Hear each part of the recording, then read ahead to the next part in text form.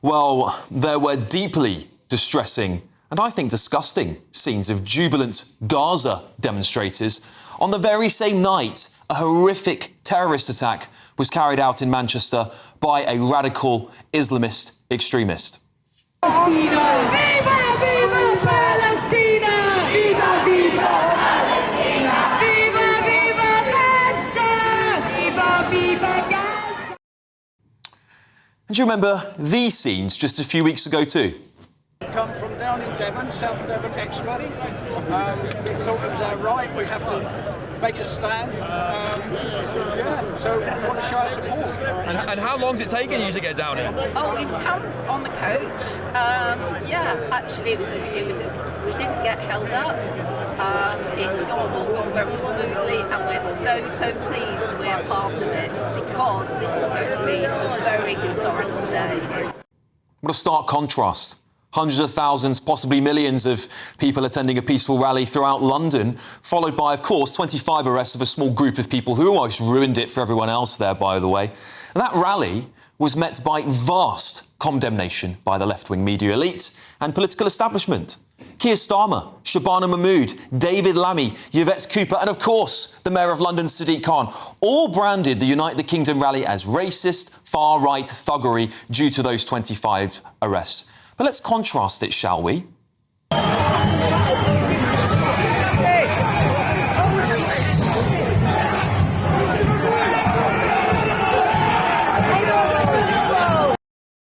These were the scenes we saw, of course. 40 arrests on Thursday night by pro-Gaza demonstrators.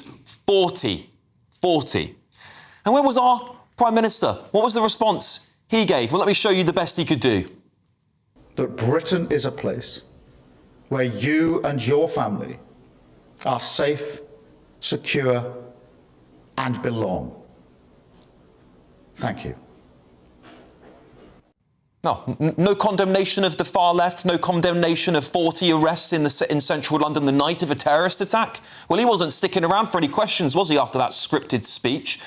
Meanwhile, the Home Secretary, Shabana Mahmood, said she was disappointed and that it was un-British. Yet no condemnation either of violent far-left thuggery. I just want to remind the government that this country suffered a devastating terrorist attack on Thursday evening, killing and deliberately targeting Jewish people. Where is the condemnation of Islamist fundamentalism from the Prime Minister? It's not just a missing condemnation from the PM on either of those two events, who, as I showed, was very quick to condemn the Unite the Kingdom rally. There's not been a single word from any Labour politician about the violence shown to police that same evening, nor them promising to crack down on extreme Islamism. The best they could offer was to roll out David Lammy, of all people. So therefore, I have great pleasure in introducing our Deputy Prime Minister, David Lammy. And before I do, please,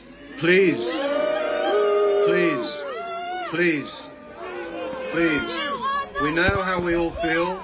We know how we all feel. Go to Palestine! Shame on you! Shame on you!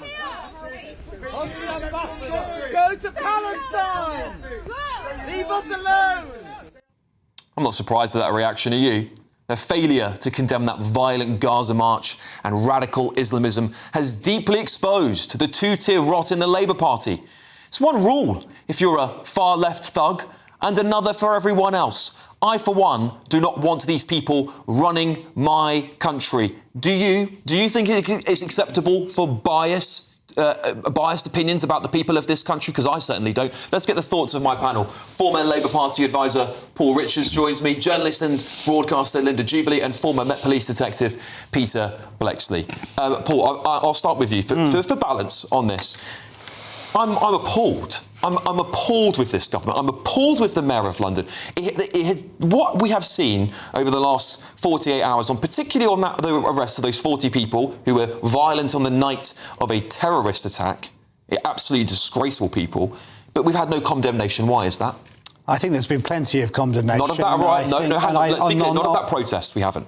I think there's been plenty, and you've seen lots of arrests today. I mean, this is my first opportunity, by the way, just to express my own condolences to those families and to say that may their memory be a blessing. Second of all, to the Jewish community, to say we are with you, we stand with you in solidarity. The Prime Minister came straight back from Denmark. He convened the COBRA, the emergency committee. He put police resources outside every synagogue in the UK. My Jewish friends tell me they saw that presence almost within hours to defend the Jewish community.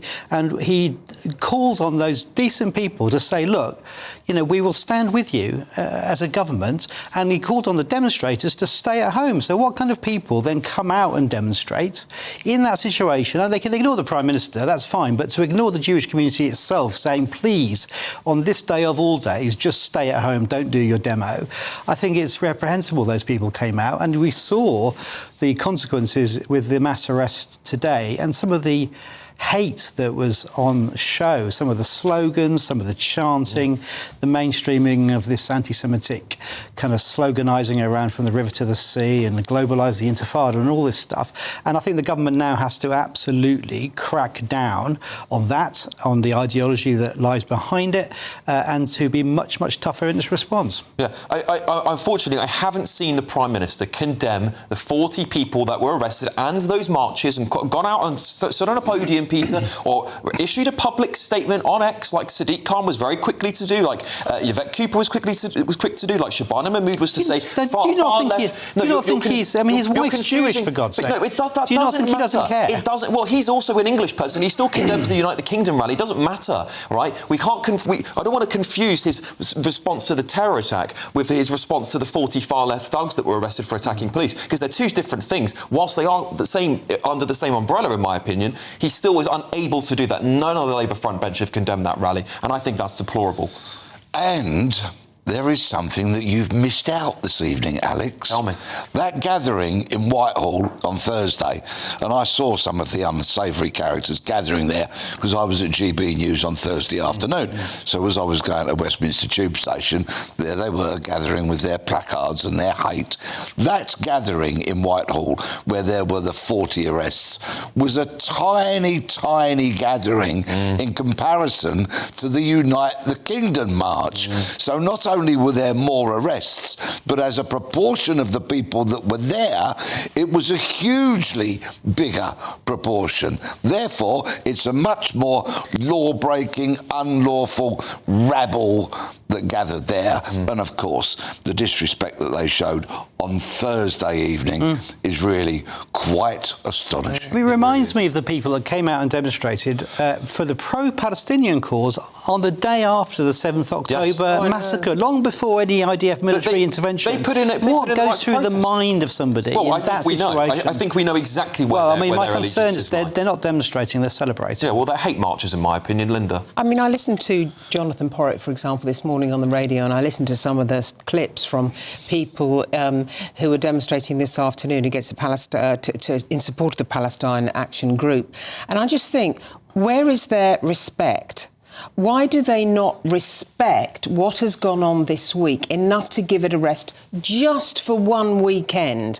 Plus, from the police's point of view, they have to go in and police these events when they actually should be concentrating on protecting our Jewish communities. Now, on our air, a short while ago, actually, I met some from, because of it, I met some from the Jewish Military Veterans Association. And, you know, to my own shame, I didn't realise quite how threatened the Jewish community was. He told me they were really, really living in fear, but I didn't get, and that's a one-to-one conversation, I didn't get just how profound that fear was. Well, I did this week, and surely to goodness, those people with their placards, I know it's a peaceful demonstration, I would defend to the hilt their right to protest, but, you know, where's their respect? I mean, that raises an interesting point, which is why can't the government ban these kinds of protests? Even for, well, the law is not clear on this. And well, I think they banned EDL protests before, by the way. There's plenty of public... I think that you certainly have maybe a 30-day moratorium or something. Lord Wolney did a report into extremism, and one of his recommendations was that the government should be able to ban those kinds of demonstrations, which are clearly provocative and hate-fuelled. And yes, we will all defend freedom of speech. Yeah. We will all defend the right to demonstrate, but it's not unlimited, and there are moments when it has to be curtailed, I would say. To answer your question, by the way, why they're there, we're going to talk about that at 10 o'clock, because I've got footage. I asked them, what do you think you're doing here on this week of all the weeks, and what do they think of the people that celebrated? At the last count, today's protest in Trafalgar Square, there were 355 arrests. Now, many of those people sit down on the ground deliberately and are non-cooperative. They don't get up and walk off with the police officers. You'll see that as well. We have that. It does. One on each limb and one on the head, so that it doesn't whack itself on the pavement. Well, we've got footage of it. I saw the amount of. I mean, I really felt for the police, because, of course, they need to look after themselves as well. There's whole trolleys of police officers. I mean, there's caravans of them having to lift these blokes up off the floor and drag them, and they are uncooperative. They are resisting arrest, essentially. It's just consuming so much in terms of police resources, when there are many, many better things, more pressing concerns. Linda, do you think the Prime Minister or the Home Secretary or the Mayor of London should have come out and condemned that march that took place the night of the terror attack? Because it's been crickets on that. Absolutely, yeah, absolutely. I mean, that's a heinous crime that has happened, you know, in our country, and it deserved the very, very strongest condemnation. Yeah, and Paul, this goes back to the root of what I was trying to say, is that you can't go out and condemn a rally where 25 people got arrested, 100,000, as Peter correctly pointed out, 100,000 more people than were there on the night of the terrorist attack, and yet say nothing when it looks like bias, doesn't it? And the public can't get behind bias, can they? Well, I mean, there's been a debate around two-tier policing, but I mean, these demonstrators, there's no doubt at all. There's no two-tier policing there. They've gone in, they've been arrested in their two-tier care. They've been arrested in the hundreds, quite rightly, in my humble opinion. But I just wonder again, what goes through the mind of somebody? What are they trying to achieve? You know, well, trust me, we're going to. You're ducking the issue, though, Paul, because obviously we know this government will never condemn a march in such terms that it does something that's perceived to be on the right of the political spectrum is always given the most vicious condemnation. Something on the left, a demonstration, a protest, a march on the left never gets the kind of condemnation from your party, from your Prime Minister, that the right does. Unfortunately, it is biased. It is now exposed as that, because they had an opportunity to come out and condemn it, and I would have applauded the Prime Minister. I condemned the people that rioted, that fought back at the police on the Unite the Kingdom rally. I'm happy to condemn anyone who commits violence against the police, but if the Prime Minister and Sadiq Khan and the front bench of the Labour government cannot do the same, have less respect than me, then I think there's a serious problem with their government. They're too worried about the Gaza and they're weak in some of their constituents. They're weak and scared. And by natural extension, the Muslim bloc vote, of which returns so many Labour MPs, is blatantly obvious. We can all see it. There's no disguising it. There's no hiding it. I just have one little line in here, just for balance.